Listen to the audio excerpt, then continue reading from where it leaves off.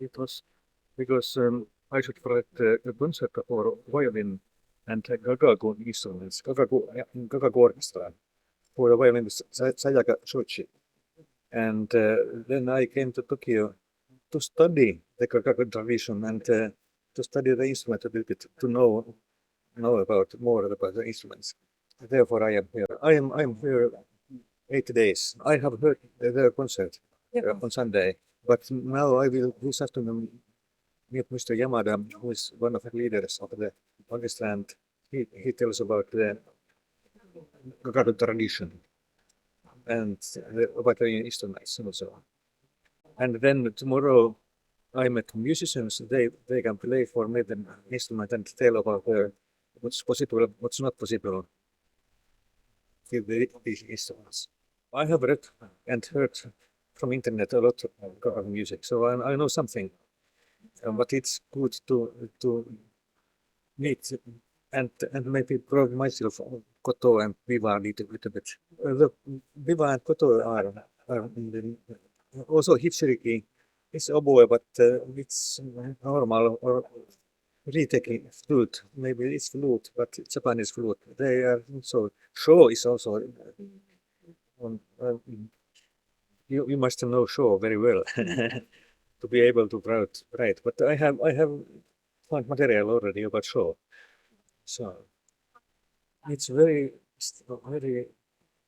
strange. It's quite modern sound because the show plays clusters there behind that. It's not so. It's tonal, but not in normal sense tonal music. It's very interesting, and also the time philosophy, because it's no time. It's so statical music. You have to forget the time when you compose. It's almost it's slow, only slow music, which I have heard, not at all fast music. But of course, in my concert, the violin and solo violin can be very fast things, but maybe the orchestra still mostly slow music. But then I will use koto and viva more many-sided as they use it in Gagaku music. It's very quite simple. The koto and viva parts, the Gagaku music, very simple. In my concert, you will have maybe duets with violin and koto or with violin and viva, and a bit more complicated music for them. I can say not yet so familiar, but I hope soon. Yeah. But that's very interesting project because the music philosophy is so different, and I don't want to compose in very traditional style. Of course, it must be combined tradition with the contemporary things. But I want to have something about the philosophy in that on a new way. Yeah, it's difficult to say what kind of philosophy. Something it must have something ritual things, ritualistic music, the whole thing. And slow and ritualistic. And Gagaku music is also really religious Shinto music. It's praying for God. Uh, but maybe I don't pray for God, but something about that kind of things must be there also. Yeah, it's so. I must read now about Shinto and also the philosophy of that. But no theater and but not Gagaku when I was last time. It's also new kind of different kind of theater. It's very interesting. Yeah. Also ritualistic theater. Terms of everything and gestures, movings. Uh, like also the Gagaku dance. It's so ritualistic dance, so slow. Yeah. Also in the Western music, you can forget time. For example, one good example is Wagner's Parsifal opera. It's you forget the time if you hear very good performance. It's already at the beginning of the overture of Parsifal. It's begin so slow, and then you begin to I think in 10 seconds, it's smallest time unit, not 1 second. And so it goes. Vocal music is a little bit same. I have in my music some places where you have totally statical things happening. For example, in my 8th symphony, once in the after the culmination, you have a B major chord which lasts 5 minutes. One chord, 5 minutes long, and also something other things are happening, but there is one organ point chord, and that kind of things are already in my music also. But in this sense, because the Kakago ensemble is so static or so, but then violin is more dynamic instrument. How to combine this dynamic Western instrument with and its philosophy with the that's the most difficult thing. But I have already some ideas how to begin the piece and how to end the piece, and so I have some ideas. I have in my mind soon began to compose. When I heard the Kakaku concert on Sunday, I got idea. In the concert, I already began to compose in my head at the beginning of the piece. Yeah. For example, also Hichiriki and Ritake, they played in seconds many times. not unisono, but it's therefore also sounds quite modern. The sound is modern, and Hichiriki is very difficult to play in tune. It's so and ambidus is small, 1 octave, a little bit more than 1 octave. Hichiriki. But sound is very intense. And also Riteki, and they are normally played very loud.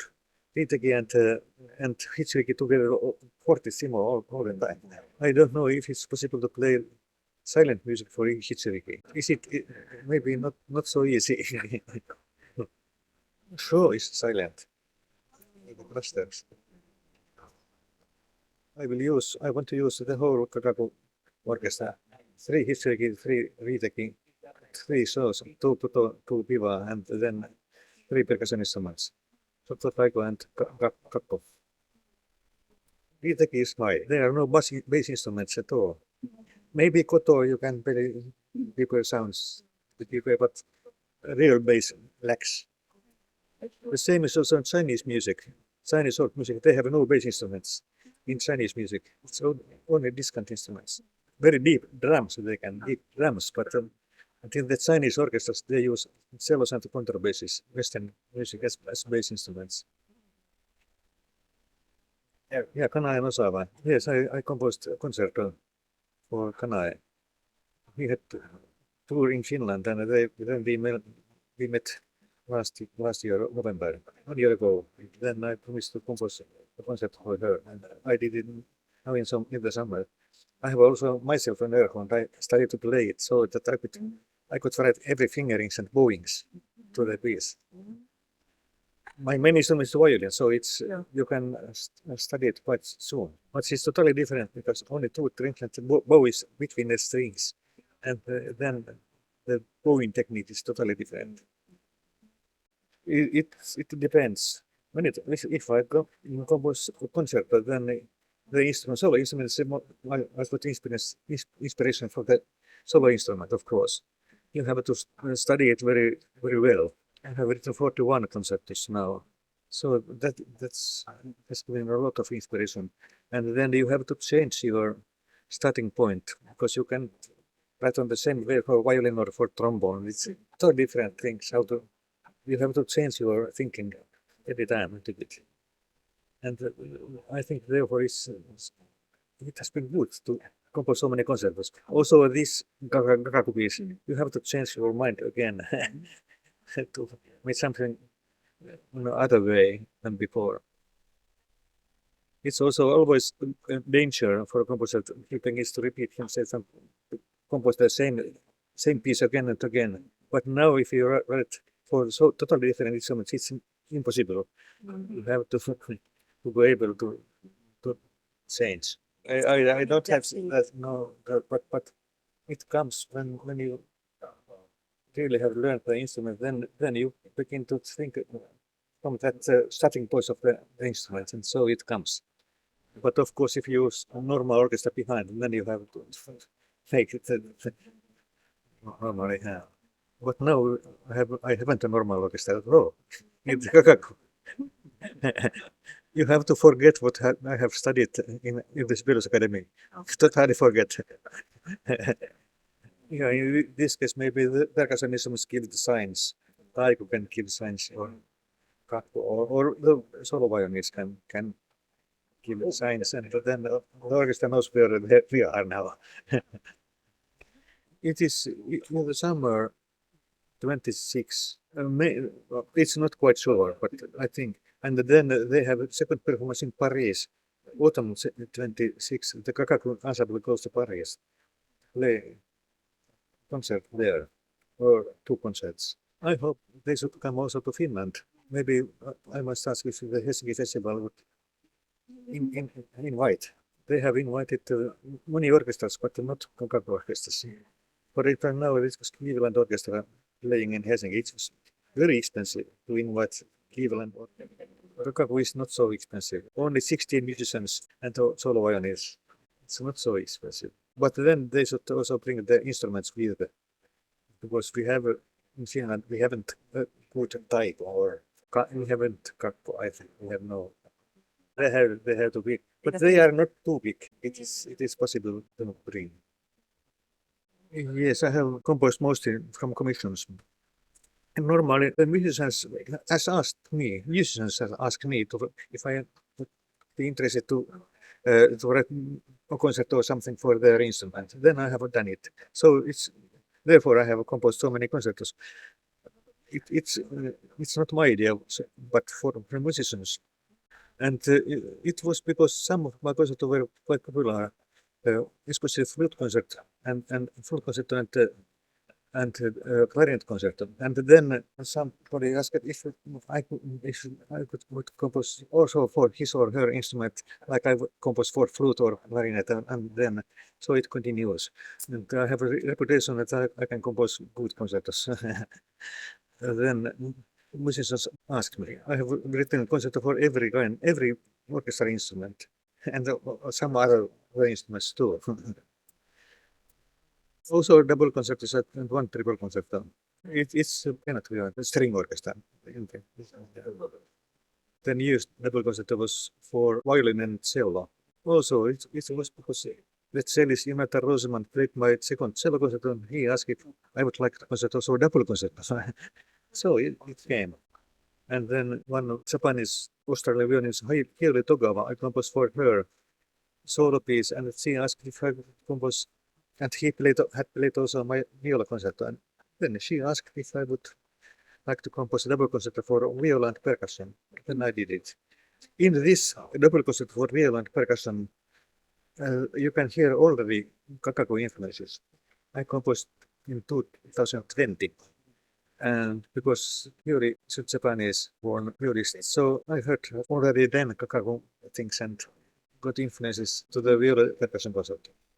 It's not yet recorded, but it will be come on record maybe next spring or something. The percussion concert, so it's called CAD. It's quite popular piece. It has been played more than 100 times. I have used a lot of African drum, djembe, or Arabian drum, darabuka, and also I have used in some pieces rhythmical models from classical Arabian music. It's very interesting rhythmically. It's very complicated rhythmics in Arabian music. Yeah, and then in my oboe concerto, I have used some Arabian scales, maqams. They have micro intervals, maqams, in the Arabian music. It's very interesting culture also, the classical Arabian music. Indian music is more difficult to use elements of Indian music, the ragas. It's but you can use elements from Arabian music. It's easier. But also, if you use Arabian scales, yeah, you have to think of how to use the harmonies. Because in the classical Arabian music, you have only melody and rhythm, not counterpoint, not harmonies at all. And then you have to find a new harmonic system, how to use harmonies if you use Arabian scales. It can be 19, well, 19 or 17 or 21 or so. The unit can be very complicated. In the classical Arabian music, you have more 370 different rhythmical patterns. Some are very simple, 2/4, for example, but then you have very complicated things. The longest rhythmic unit is 170 units long, and then they repeat it the whole beat, the 170 unit. One bar is like 170 units long. It's the longest, and the classical Arabian drummers, they have to know every of those. It's very complicated. The Western rhythmic is primitive compared to Arabian rhythmic. So I have used, for example, the oboe concerto and some other influences. That kind of complex rhythmical units which you repeat during a piece. And trombone concerto also. Not exactly the same rhythmical units in the Arabian music, but the idea, the same idea. And in the orchestra piece Minea, I have used the raga form, Indian music raga form. It's like slow introduction without rhythmical things, and then comes the main section. It's faster, and you have the rhythm, and then it ends with stretta, very fast stretta. That's always with the Indian music. Many times also in Arabian music, it's same form. Slow beginning without rhythm, then comes rhythm, and then very fast stretta at the end. In the Minea piece, they have that form. Yeah, it was premiered outdoors acoustics on the slope of the mountain in Finland, Lapland. Luosto. Yeah, and the main orchestra was down, and the chamber orchestra was up, and the audience was between both orchestras. Then was 10 musicians who played around the audience. 120 musicians with that piece. It was a big success, the premiere. 2,000 people came to hear the premiere in Lapland. 2,000. And because it was a small village, Sodankylä. In Sodankylä are living 9,000 people, Sodankylä. And then 2,000 people came to, but not only, also from Rovaniemi and from other parts of Lapland, but somebody told that it was 11% of the population of Sodankylä was present at the premiere. 11% to hear modern music. It has been later also in Tampere Hall and in Lahti Sibelius Hall. It is possible if you have balconies. The chamber orchestra play behind the balcony. Yeah. The recording was made in Lahti in the Sibelius Hall. Piece. I was asked only to write a piece for Finnish radio orchestra and in that acoustics. But then the conductor was Jon Sturgårds, and Sturgårds conducted also Lapland Chamber Orchestra. So Jon said also the Lapland Chamber Orchestra must be have to play there.